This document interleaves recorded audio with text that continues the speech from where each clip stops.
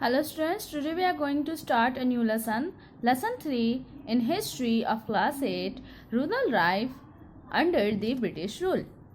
British rule जैसा कि हमने पहले पढ़ चुका है पहले के चैप्टर्स में कि ब्रिटिश रूल की स्थापना हो चुकी थी इंडिया में। तो ब्रिटिश रूल के अंडर में कैसी थी रूरल लाइफ इंडिया की वो हम इस चैप्टर में देखते हैं। The Battle of Plassey made the British East India Company the political master of Bengal. हमने इसके पहले के चैप्टर्स में पढ़ा था बैटल ऑफ प्लासी और बैटल ऑफ बक्सर हो चुके थे और बैटल ऑफ प्लासी होने के बाद ब्रिटिश ईस्ट इंडिया कंपनी का पॉलिटिकल पावर मजबूत हो गया था। After the battle of Buxar battle के बाद बक्सर के युद्ध के बाद ईस्ट इंडिया कंपनी को दीवानी राइट्स यानी कि दीवानी का अधिकार मिल गया था बंगाल, बिहार और उड़ीसा मुगल के साम्राज्य का। और शाह आलम द्वितीय ने 1765 में वहाँ के एम्परर बने थे। This was a great achievement और यह ब्रिटिश ईस्ट इंडिया का ग्रेट अचीवमेंट था। The company now had responsibility. अब कंपनी के पास फाइनेंशियल एडमिनिस्ट्रेशन का रिस्पॉन्सिबिलिटी आ चुका था।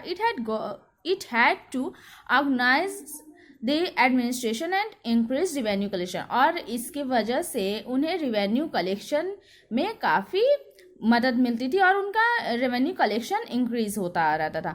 Why did the East India Company need funds? अब क्या हुआ जब ब्रिटिश कंपनी रूल करना शुरू कर दी, उनका साम्राज्य यहाँ पर धीरे धीरे स्थापित होने लगा तो उन्हें फंड्स की नीड होने लगी, फंड्स की चाहत होने लगी। जैसे कि फंड्स यानी कि और ज़्यादा पैसों की ज़रूरत पड़ने लगी। अब वो ज़रूरत क्यों थी ये इस पैराग्राफ में हम देखते हैं। The primary function of east India company, जो ईस्ट इंडिया कंपनी का प्राइमरी फंक्शन यानी कि पहला काम जो था वह स्पाइसेस, कॉटन और इंडिगो को खरीदना था। यहाँ लिखा है ना, बाय स्पाइसेस, कॉटन, इंडिगो। तो ये ऐसी चीज़ों को खरीदना था और कुछ अदर रॉ मटेरियल्स को खरीदने का उनका उद्देश्य था and sell them a huge profit in the Europe market. और उसको खरीद कर यहाँ इंडिया से इन सारे चीज़ों को, रॉ मटेरियल्स को खरीद कर यूरोप के मार्केट में वापस ले जाकर वह वहाँ पर सेल कर देते थे और बहुत ज़्यादा प्रॉफिट उनको मिलता था उस चीज़ में सेल करने के बाद। The company needed money. अब क्या हुआ, कंपनी को मनी की नीड होने लगी, मनी की चाहत, बहुत ज़्यादा ज़रूरत पड़ने लगी और भी ज़्यादा मनी की इन बाय दिस कमोडिटीज, और इन सारे माल को खरीदने के लिए। They bought gold and silver from England.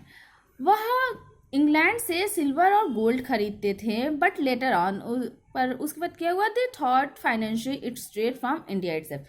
तो वह उन्होंने सोचा कि हम इंडिया से ये खुद के इटसेल्फ यानी कि खुद से हम खुद के पैसों से खरीदे कि हमारे पास इतनी फंड्स हो जाएं कि हम खुद से इन चीज़ों को खरीद कर अपने मार्केट में, अपने देश के मार्केट में ले जाकर उसको हाई रेट में बेच सके, सेल कर सके। It required money to maintain huge army to fight wars against other European power and Indian rulers. अब मनी की जरूरत क्यों होती थी, क्योंकि वह अगर दूसरे देश से यहाँ हमारे भारत देश में आएंगे तो ह्यूज आर्मी के साथ आते थे, मतलब कि बहुत सारे आर्मीज के साथ आते थे। उन लोगों को लाना पड़ता था, अपने साथ सेना लेकर आते थे, तो उनके खर्चे भी होते थे।